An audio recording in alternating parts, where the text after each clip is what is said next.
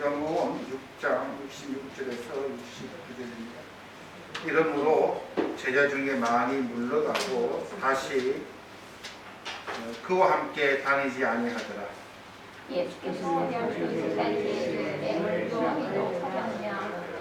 시몬 베드로가 대답하되 주여 영생의 말씀이 계시면 우리가 누게로 가오리까? 우리가 주는 하나님의 거룩하신 자신 줄 믿고 알았사옵나이다. 아멘.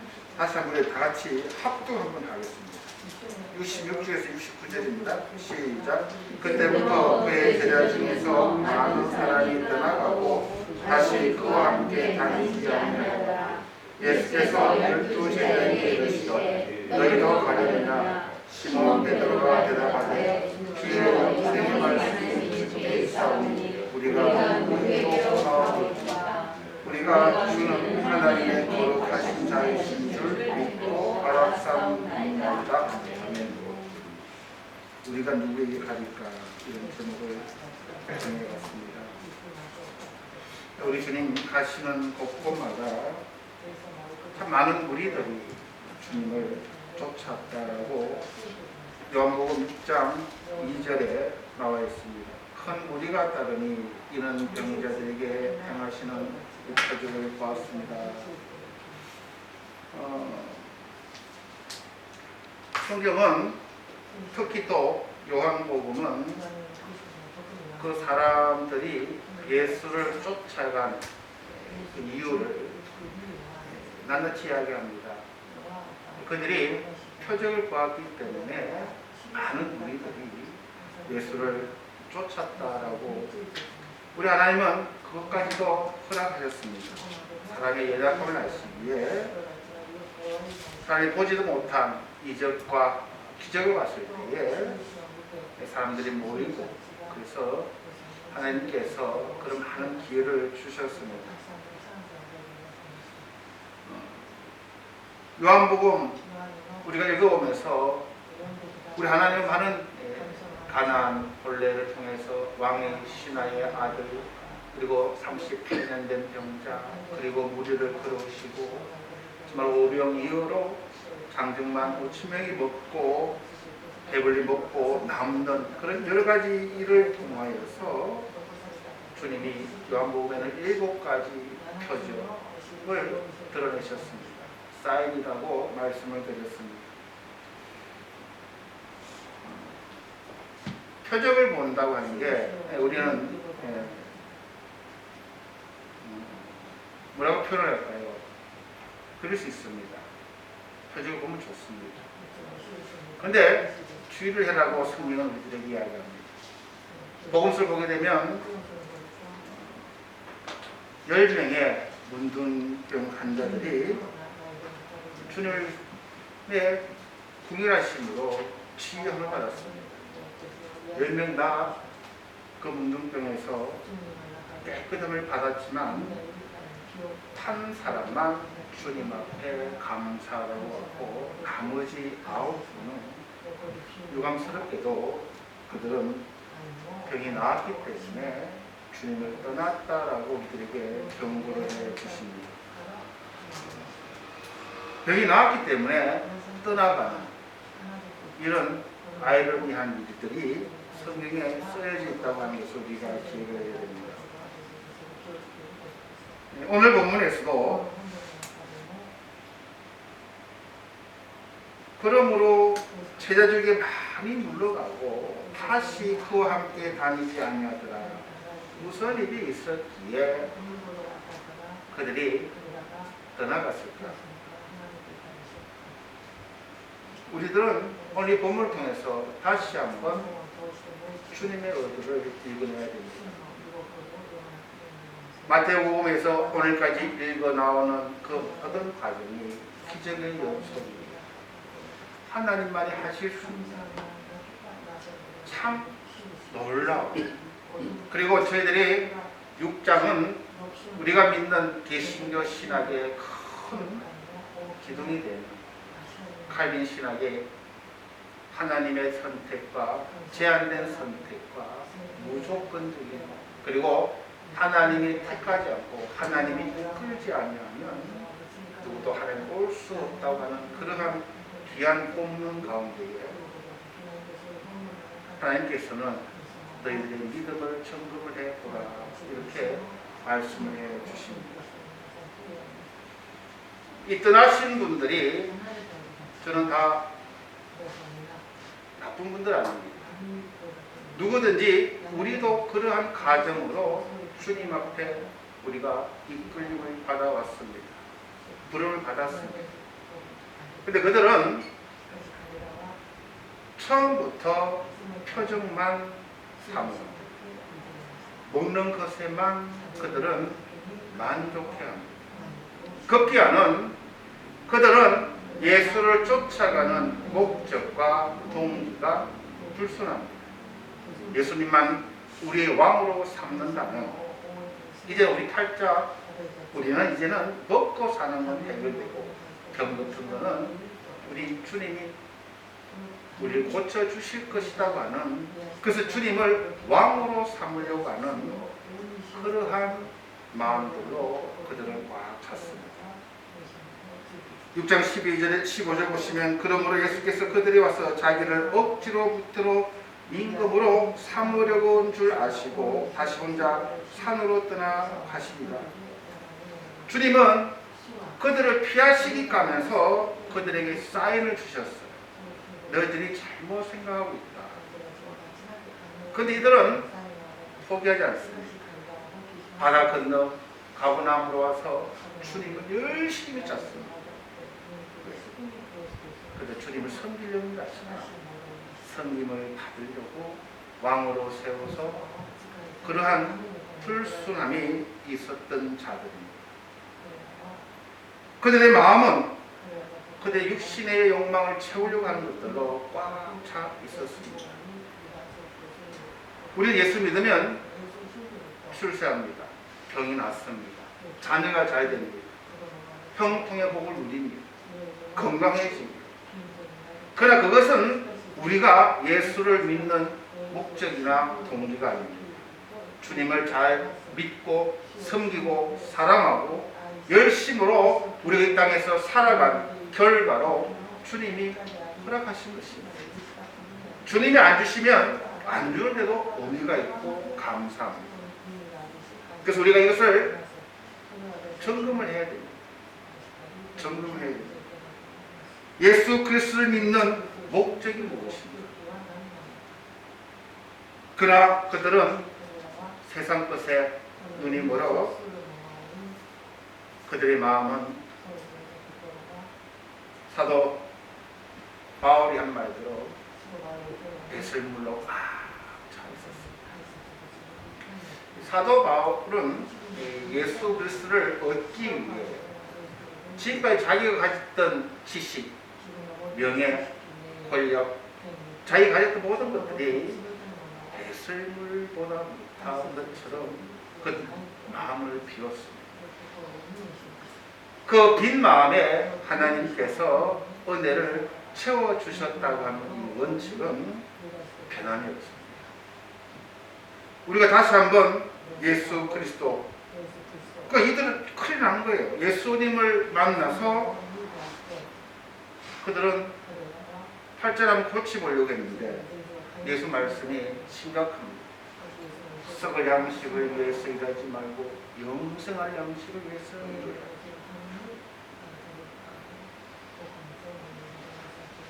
내게 오는 자는 내가 버리지 아니하고 마지막 날 내가 그를 살리고, 내가 주는 빵은 썩는 빵이 아니라 영생하는 빵이다. 그러니까 이 앞뒤가 맞는 거예요. 이들은 당장 먹고 살고 행복함을 바라는데 예수님의 말씀은 마지막 날 그 초점이 전혀 없어요. 그러니까 그들이 주님 말씀을 어렵다라고 이야기합니다. 6장 60절 보면 제자 중 여럿이 말하되 이 말씀은 어렵도다 누가 들을 수 있느냐고 반문합니다. 이 어렵다고 하는 말은 말씀이 어렵다는 게 아닙니다. 그들은 수용하기가 어렵다라는 말입니다. 병을 고쳐준다고 해서 왔는데 말씀을 받으러 온 것이 아니죠. 먹을 것을 준다고 해서 주님께 달려왔지 가르침을 받으러 온 것은 아니었습니다. 저들은 처음부터 천국 복음에는 별 관심이 없었습니다. 그저 바라고 기대하는 것은 계속되는 표적뿐이었습니다. 그들의 심령 속에는 하나님 말씀이 뿌리 내릴 여유가 없었습니다. 배설물로 찾기 때문입니다. 그래서 우리 주님께서는 마태복음 5장에 심령이 가난한 자가 복이 있나니 그들이 천국이 그들의 것입니다 라고 이야기하셨습니다.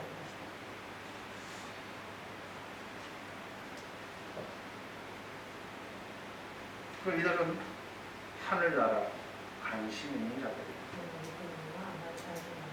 이러므로 제자 중에 많이 물러가고 그들의 목적과 그들의 동기가 맞지 않기 때문에 그들은 그와 함께 다니지 아니하더라. 예수께서 12 제자에게 이르시되 너희도 가르느냐라고 묻습니다.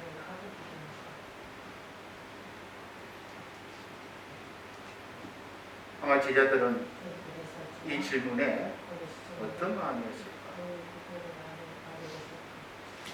일본 번역으로는 설마 너희들도 가르는 것은 아니지 라고 우리 주님이 근심스럽게 묻습니다. 저 사람들은 그래도 너희들은 아니지. 쟤들은 3년간 주님을 쫓아왔던 자들입니다.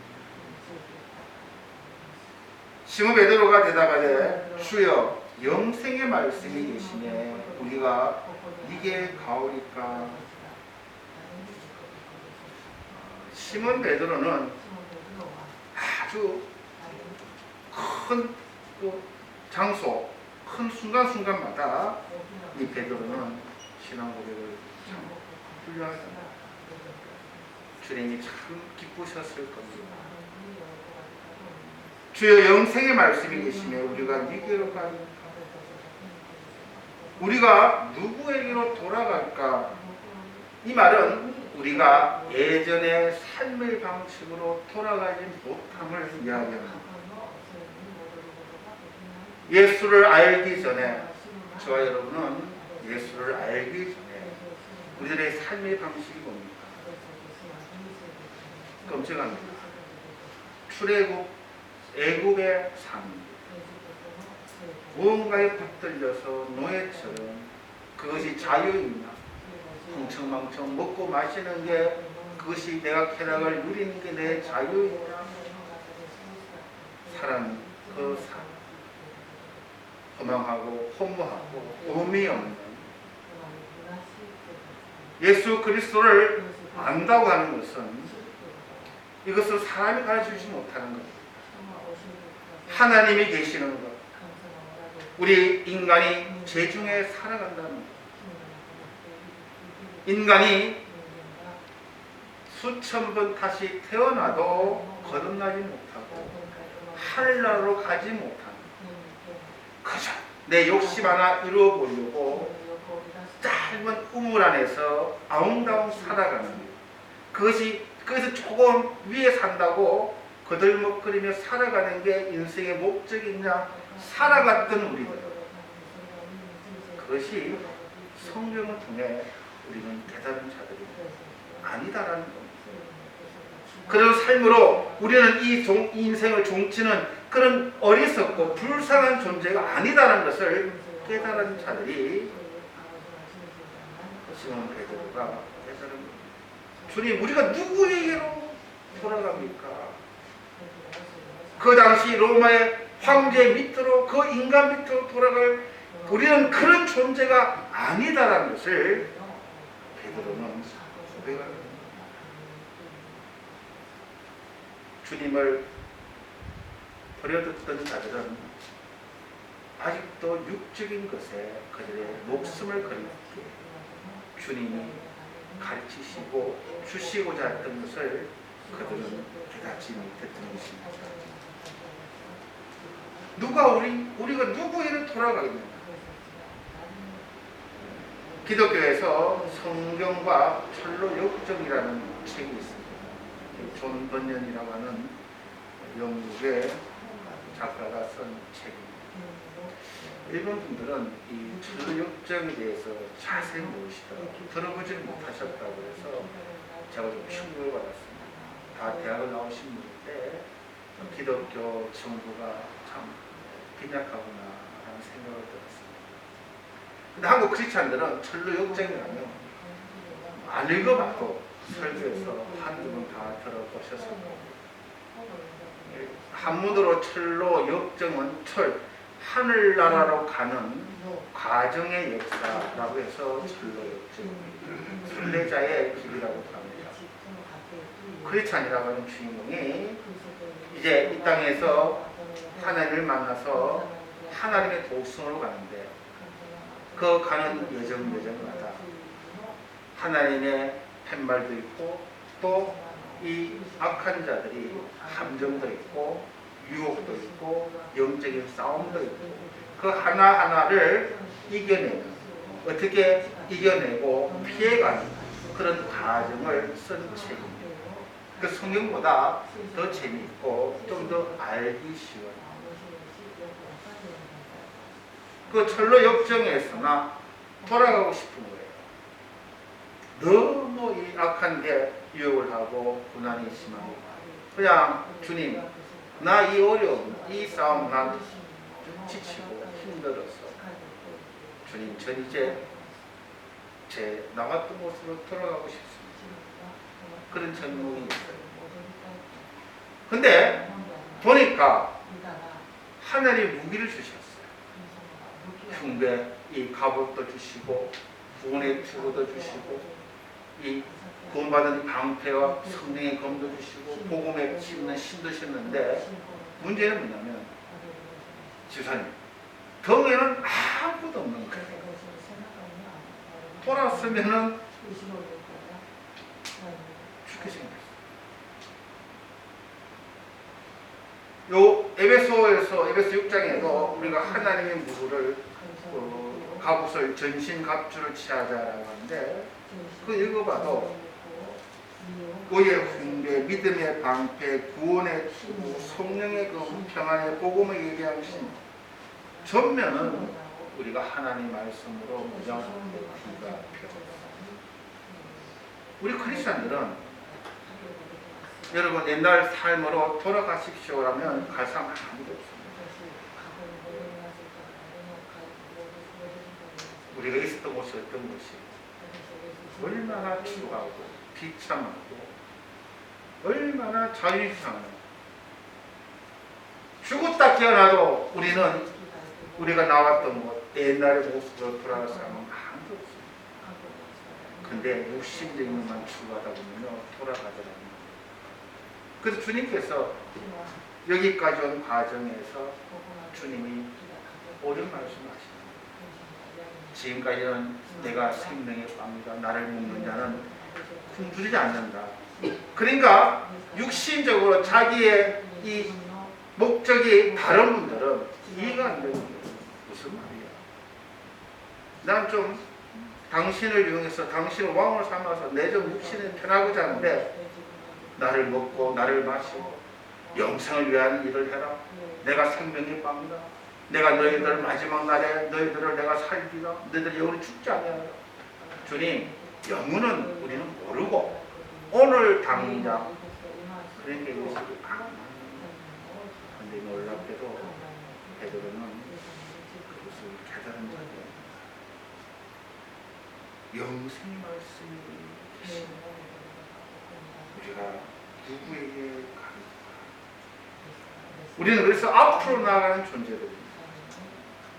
크리스천은 실패하고 때때로 전장에서 상처를 입고 주저앉아도 우리는 후퇴가 없어요. 베드로가 이 고백을 했다는 것처럼 너무나 은혜가 돼요.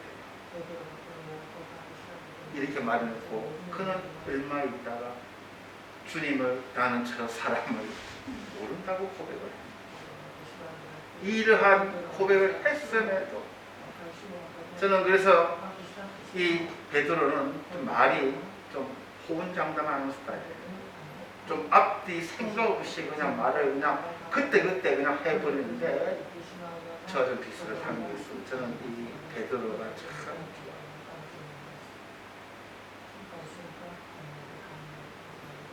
우리가 지향산에 갈 때에 실수할 때도 있어요. 호언장담할 때도 있어요.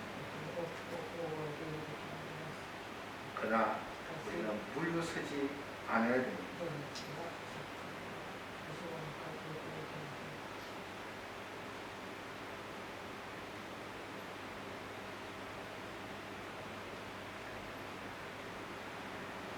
오늘 이 말씀을 통해서 베드로는 우리가 거듭나 이 하나님이 위로부터 거듭나서 예수를 내 구주로 고백하는 자들은 우리는 세 가지 줄이 우리를 그리스도에 꽁꽁 묶여져 있음을 이야기합니다. 첫째로는 우리는 다른 데 갈 데가 없는 존재라는 것을 우리는 깨달은 자들입니다. 우리는 다른 데 갈 데가 없어요. 여러분 옛날에 여러분 믿던 신으로 돌아가십시오 하면 목사님 무슨 소리 하십니까? 내가 비록 내 믿음이 번듯하지 못해도 주님 앞에 내가 자랑할 믿음은 별로 없어도 그래도 그분만이 내 주님이신 것은 나는 확신한다고 우리는 고백할 수 있지 않습니까? 우리는 갈 데가 없는 존재들. 그분이 아니면 우리는 또 그분이 아니면 만족을 얻을 수 없는 존재. 왜? 하늘의 11년 것임이 막도하세요. 거듭났기 때문에 이 주님 나를 이끌어 주셨기 때문에 우리는 종종 잃어버립니다. 종종 그것을 놓쳐버립니다. 놓쳐도 주님은 우리를 붙들고 계신다는 것이죠. 주님 그 말씀을 계속 해오셨습니다. 너희들은 그냥 내게 온 것이 아니라 하나님께서 너희들을 이끌어서 위로부터 거듭남을 깨닫게 하시고 비록 육신적인 것을 필요로 한 것, 연약한 것은 있지만 그러나 너희들은 나를 버리지 않을 것이다. 내가 너희들을 버리지 않을 것이다. 왜? 너희들은 영생의 말씀을 깨닫기 때문에 베드로가 주여 영생의 말씀이 계시네 라고 이야기합니다. 여러분 하나님 믿는 목적입니다. 예수님께만 영원한 생명을 얻을 수 있는 말씀이 있기 때문에 이게 우리의 믿음의 동기입니다. 육신적인 것은 좀 있다가도 없기도 하고 건강하기도 하다가 약하기도 하고 사업하다가 실패하기도 하고 성공하기도 하고 그것은 우리의 인생에 있어서 드라마틱한 그것은 우리가 그런 것도 없이 우리 인생 무슨 재미로 살아갑니다. 그것은 부가적인 것이에요. 우리가 주님을 믿는 목적은 영생의 말씀이 계신다는 겁니다. 그분께만 하나님의 비밀이 있고 그분의 말씀이 생명이요 그분의 약속이 영생의 말씀이기에 내가 그분을 믿는다. 여기 세상에 생명의 말씀이 어디 있습니까? 저는 종교 비교학을 그런 책에 많이 관심을 가졌습니다. 다른 종교는 어디에 구원을 믿는가? 불교는 너가 깨달은 만큼 많이 깨달으라. 그래서 그들은 마음을 피우고 깨달음만을 그들은 많은 다른 종교는 열심히 바르게 살아라.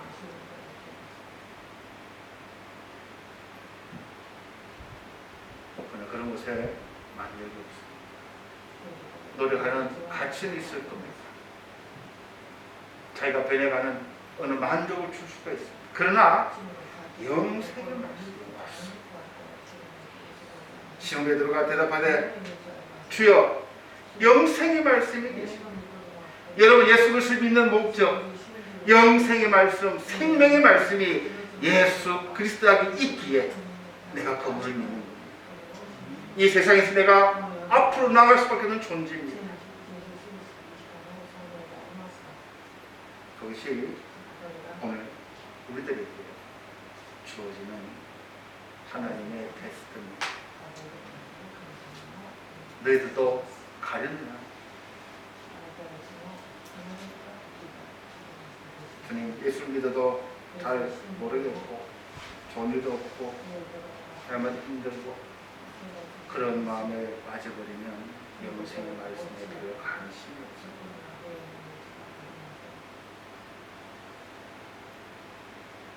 주님 안에 무엇이 있는가? 기적, 이적, 표적, 그것은 뭐든지 부수적인 것. 그래 아니하시더라도 이 영생의 말씀, 이것이 주님에게 있어요. 주님, 내가 누구에게 가야? 우리가 주는 하나님의 거룩하신 자신 줄 믿고 싸움하리라. 이 고백하며 우리 믿음의 동기, 목적, 하나님 말씀입니다. 이 말씀 여러분 오늘 붙들고 또 한 주 살아가시는 저에게 이럴 주님 이름으로 축원드립니다. 정말 기도하시겠습니다. 주님 은혜를 감사드립니다. 영생의 말씀이 계시니 주님 참 말씀을 통해서 둔한 우리들, 어리석은 우리들을 깨닫게 하시고 말씀의 능력 속에 그 약속 속에 우리들이 이 땅에 살아가게 하심을 감사드립니다. 사랑 통로 모든 곳에서도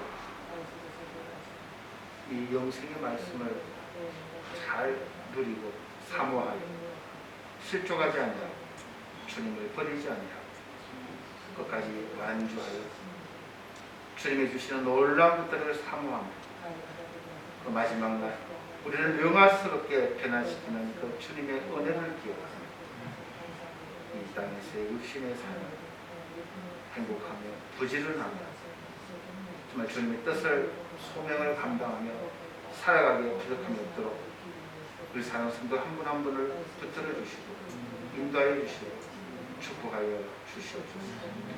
코로나19의 이 안에서 주님의 뜻을 더욱더 묵상하며 저희들의 믿음을 성찰하는 그런 귀한 계기로 삼게 도와주시옵소서. 감사드리며 예수님 이름으로 기도드렸사옵나이다. 아멘.